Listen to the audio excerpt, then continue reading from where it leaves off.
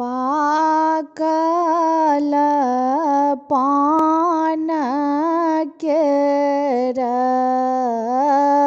बिरिया लगाओल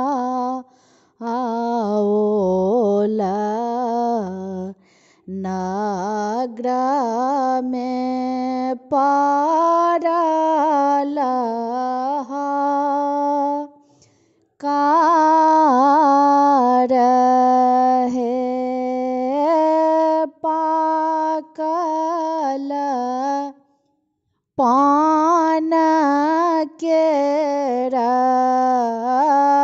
बिरिया लगाओल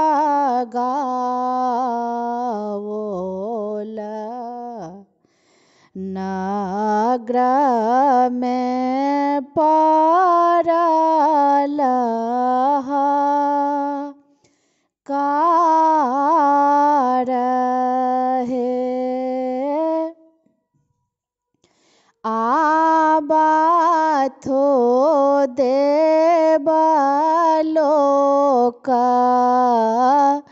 बैसथो मारब चढ़े सब मेले साजो बरी यात है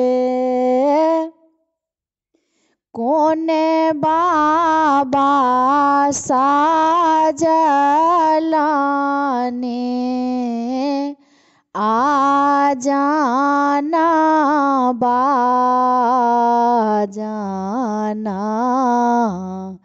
कोने बाबा साजल बरी यात है कोने बाबे साजलानी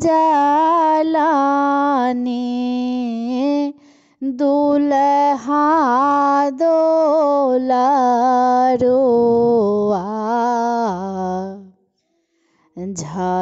झलकैत जत बरी यात है कोने बाबे साजलानी दुल्हा दोलरुआ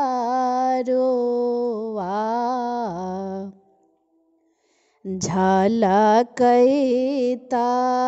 जत बरी यात है।